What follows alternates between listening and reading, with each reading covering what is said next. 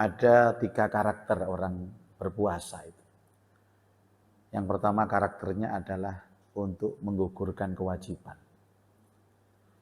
Yang kedua karakternya adalah untuk membangun akhlak. Nah yang ketiga ini yang tema kita ini adalah untuk mensucikan hati dan jiwa. Dalam bahasa agamanya namanya tazkiyatun nufus. Yang pertama ini adalah orang awam. Pokoknya poso, gak ngombe, gak mangan, gak kumpul bojo. Mari subuh turu, tangi beduk, mari beduk turu maneh, tangi asar, asar turu maneh, tangi maghrib.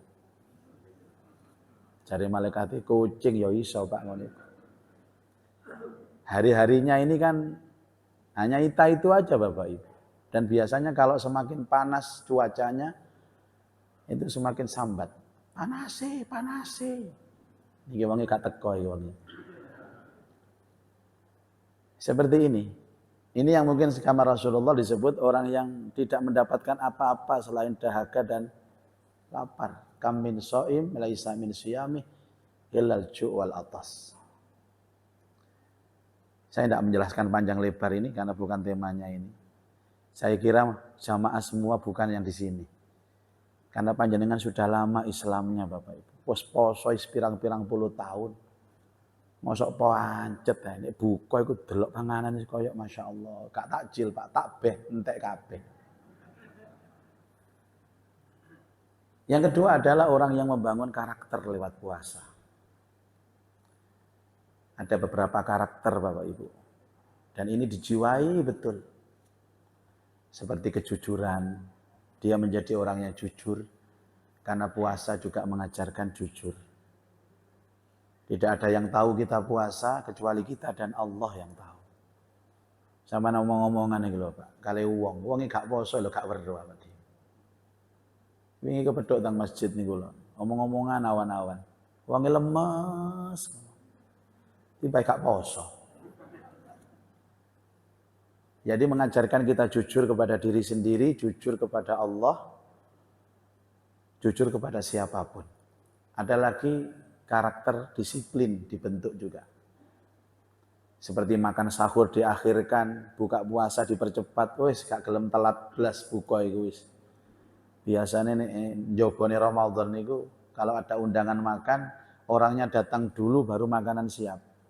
Tapi nek bukber mboten, Pak. Panganan siap dhisik baru wong teko. Kadang-kadang niku durung maghrib takon nang anake, kurang piro rek adzan iki? Kurang 3 menit Bu dicekel gelasnya. Kurang 2 menit jaket cangkem mriki. Kurang 1 menit adzan langsung glok. Disiplin waktu. Salat nggih ngoten, Pak. Tapi sayangnya karakter ini dibentuk hanya bulan Ramadan. Malah Ramadan ya balik maneh. Ada juga karakter tentang tamak yang ditahan. Seperti kita itu merasa semua makanan kita makan, tapi setelah azan maghrib, 1 teguk air saja, 3 butir kurma sudah mencukupi. Nah yang puncaknya adalah orang yang puasa untuk mensucikan hati dan membersihkan jiwa. Ini yang puasa semua perangkatnya puasa. Mulutnya puasa, perutnya puasa, pandangan matanya puasa, pendengarannya puasa. Pikirannya puasa, hatinya puasa. Dan dia dimulai dari apa Bapak Ibu? Tazkiyatun nafas. Membersihkan jiwa lewat puasa ini. Dari sebuah kata berhusnudzon kepada Allah. Dia sangat yakin bahwa ketika Allah perintahkan puasa ini pasti kebaikannya kembali kepada dirinya. Wonten tiyang niku Bapak Ibu diperintahno niku abot. Tapi dia tahu bahwa manfaat dari perintah itu kembali kepada dirinya, yakin dia melakukan dengan ikhlas. Pundi enten tiyang nyambut gawe niku enteng, mboten enten, Pak. Nyambut damel niku abot, sing enteng niku turu. Tapi kenapa berat pun dilakukan oleh orang? Karena dia tahu di akhir bulan dia dapat gaji, dapat bayaran. Makanya Rasulullah Shallallahu Alaihi Wasallam pernah bertanya, siapakah orang yang paling berbahagia itu? Sahabat terdiam Bapak Ibu. Dan menjawab, Allahu wa rasuluhu a'lam. Hanya Allah dan Rasulnya yang tahu. Itu karakter sahabat Nabi Bapak Ibu. Ini ditakoni mesti jawab ngono. Ini gue bedanya sahabat Nabi sampai sahabat Kiai. Ini sahabat Kiai gak ero jawab. Ini yang bikin rusak negara kita ini sekarang ini Pak. Gak ngerti ngomong, gak paham komentar. Gak ahline ngomong. Padahal Nabi dawuh, idza wusidal amru ila ghairi ahlihi fantadhiris sa'ah. Jika urusan itu diserahkan kepada yang bukan ahlinya, maka tunggu saat kehancuran. Makanya sekarang banyak berdiri namanya organisasi Perkemi itu Pak. Persatuan Kemeruh Indonesia.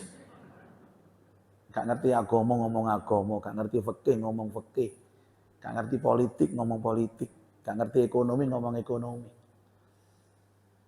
Semua terdiam dan Rasulullah menjawab orang yang paling bahagia itu orang yang berbuka puasa. Jawaban enteng simpel. Apa urusannya orang yang berbuka puasa itu bahagia? Karena dimulai dari kesusahan dan kepayahan. Ini bentuk hukum sunatullah, tidak ada orang bahagia itu melainkan melalui payah. Tidak ada orang itu senang kecuali melalui sengsara. Dan itu dirasakan orang yang berbuka puasa. Makanya dalam fikih, setelah zawal Bapak Ibu, setelah zuhur, itu kita tidak boleh berkumur. Tidak boleh ini dilarang, tapi larangannya hanya makruh. An-nahyu litahrim.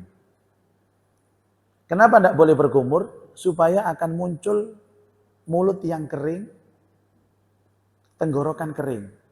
Sehingga nanti pada saat buka puasa itu nikmatnya semakin besar. Semakin sengsara kita puasa, semakin payah kita puasa, buka ini tambah enak. Bahkan Imam Syafi'i itu memakruhkan mulai dari subuh tidak boleh berkumur. Padahal itu boleh sebenarnya Pak, tapi makruh. Terutama setelah zawal itu yang tidak boleh. Isuk-isuk sakit bu kumu-kumu mboten napa-napa. Sikat gigi nggih mboten napa-napa mari subuh. Sing mboten angsal niku dilek sak sikat-sikate. Hadirin Bapak Ibu, kalau ingin bahagia, maka ciptakan payah dulu. Makanya orang itu semakin payah dia puasa, semakin senang hatinya. Tambah panas, ya Allah, tambah nikmat puasa ini. Wah, itu hati yang bersih, Pak. Tambah sengsara dia beribadah, tambah nikmat. Makanya doa berbuka puasa itu kan zahabadz dhama'u wabtallatil uruq wasabatal ajru insyaallah. Telah hilang dahagaku, telah basah tenggorokanku dan telah ditetapkan pahalaku insyaallah. Bahagia Bapak Ibu. Lis-shaimi farhatani, bagi orang berpuasa itu dua kebahagiaan. Farhatun indal futur, kebahagiaan pertama ketika buka puasa, dan puncak kebahagiaan wa farhatun inda liqa'illah, dan satu kebahagiaan saat nanti ketemu Allah. Tunjukkan kepada saya Bapak Ibu, ada enggak Nabi, Rasul, ulama-ulama terdahulu yang hidupnya tidak pernah payah? Tidak ada. Satu hukum sunnatullah, setiap Nabi diutus itu pasti sengsara Bapak Ibu. Masat humul ba'sa'u wad-dharra. Mereka ditimpa kesengsaraan, wad-dharra, dan kesulitan, kesempitan hidup, wazulzilu, dan kegoncangan. Hatta yaqular rasul, sampai Rasul itu mengatakan walladzina amanu ma'ahu mata nasrullah, dan orang-orang yang beriman yang bersamanya, kapan pertolongan Allah datang?